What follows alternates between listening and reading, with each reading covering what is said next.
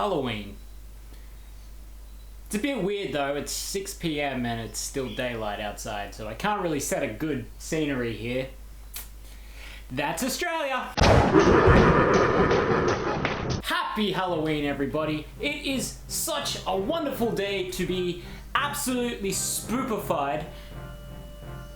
Yeah, now I've got a little confession to make. I may or may not have forgot to get the candy for the kids. So, like any Australian Halloween, I'm gonna pretend I'm not home. Trick or treat! Well, I guess he's not home. That's Aggie's house anyway. Yeah! Now since it's Halloween and I've already done a sort of a Halloween review, I don't even know what I'm gonna do. Boomer, I would like to know what are your top 8 favorite spooky games?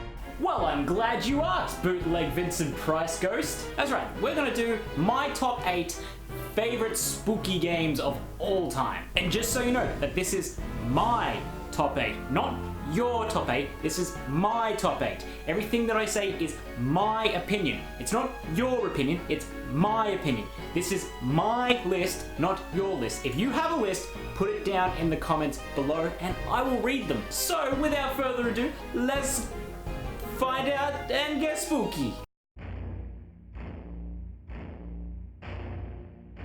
Dead by Daylight is actually quite a unique kind of game. I mean, what's more traditional to a horror game than having a bunch of people being chased around by a monster? See, with regular horror games, you can actually predict the movements of the AI. In Dead by Daylight, that is gone away. You can't predict the next movement of the monster, which adds a layer of stress and really terror to the game. After a while, it does get repetitive and it does take the fear away, but the games you play are never the same, and that's what makes this game so great.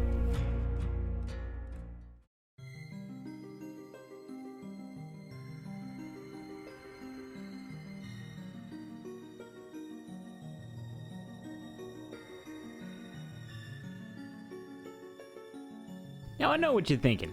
How can a game like Medieval be on a list of top horror games? Well, it's pretty simple. Let's just wind the clock back to when this came out. Fucking look at this! Being that I was only young when the PS1 came out, the fact that you were being chased by zombies, creatures, glass monsters is just terrifying, and really, deservedly, why it's on this list. Not to mention your bad guy just, oh god.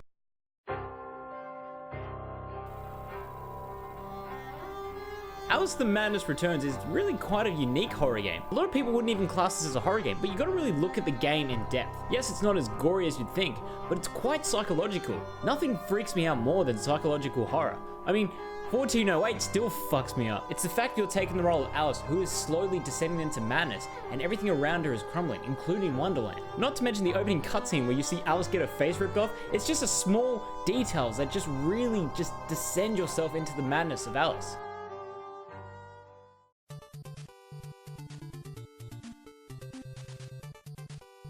Now the reason Castlevania is on my list is that I've actually put myself into the shoes of people back in the 80s. I mean, just imagine when this game came out, which was probably one of the first horror games that ever was on a gaming system. You are Simon Belmont and what you're doing is infiltrating Dracula's castle.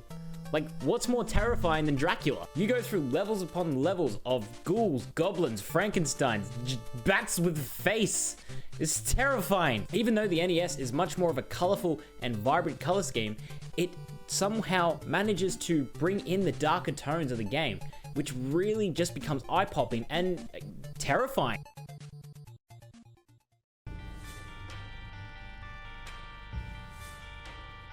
The Binding of Isaac is just weird and very unnerving. I mean, look at the premise of the story. Your mother is trying to kill you. Even though it's a colorful dungeon crawler, it still has this ominous feeling about it. I mean, your enemies just look weird and unnerving, and your boss battles are just gigantic monstrosities that just make you feel uneasy. Like, even when you pass a level, you still get horrible memories of what Isaac's been through, and it just makes me feel very uneasy when I play this.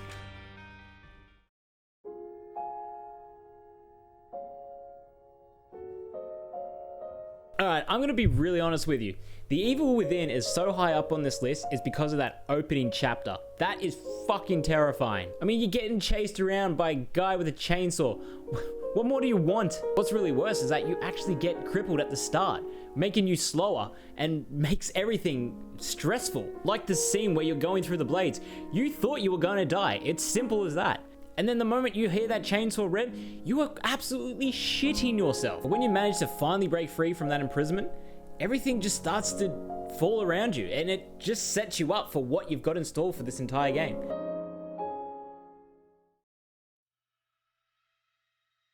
Now, this was a very close call, like very close. But Outlast just missed out on that #1 spot, and it was a very tough decision. A lot of horror games tend to make you fight back, but in Outlast, that's the exact opposite. The game rewards you from running away and hiding. When you walk into that asylum, you don't know what to expect. And then when you start to get a full understanding of this place, everything just becomes freaky and just very weird. And in my opinion, has the very best jump scare in a video game. Yes, the game does tend to sort of lose its fear factor towards the end of the game, but the game hooks you in from the moment you've been jump scared, and from there on, you're living in constant fear.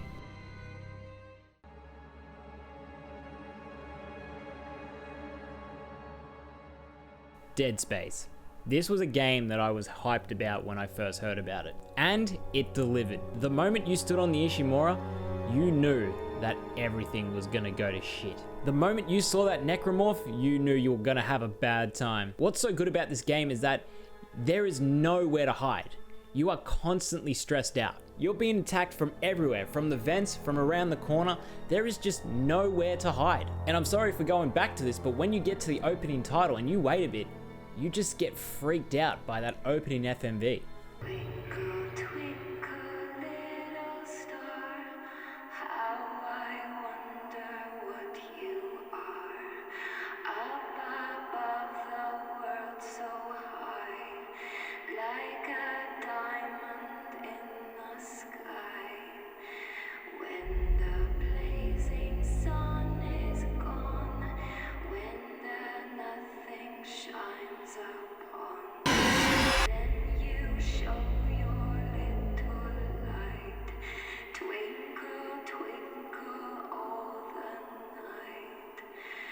Then the traveler in the dark thanks you for your little spark.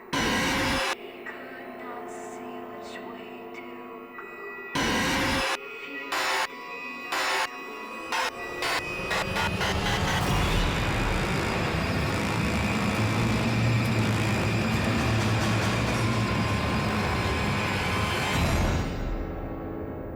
though I know not what you are, twinkle, twinkle, little star. So there you have it. I know it's not really a traditional sort of spooky list, but I really believe that these games actually are quite spooky for, you know, each generation that I've been through. So yeah, I hope you guys enjoyed it, and if you liked it, make sure you hit that like button, show me some love. Follow me on Facebook, Instagram, and Twitter, and just so you know, I am Twitch streaming right now, so go over there and check it out. Maybe you will find out which game I'm playing. It's one of the games on the list, so why not check it out? And since it's the last 20 seconds of the video, I'm going to leave 2 links here. This one being the latest from the Dead Island review, and this one, the Rock and Roll Adventures. So yeah, thank you for watching guys, and I'll see you in the next video.